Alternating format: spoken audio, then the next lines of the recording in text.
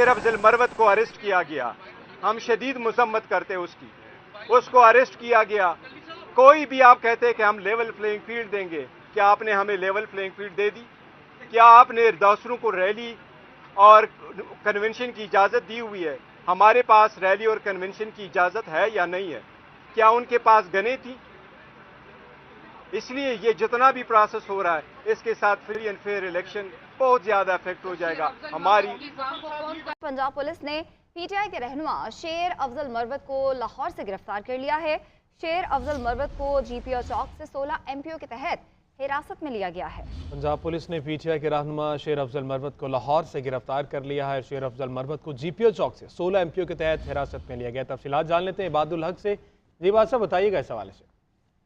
जी, उन्हें आज जीपीओ चौक Lahore high court का जो मरकजी गेट है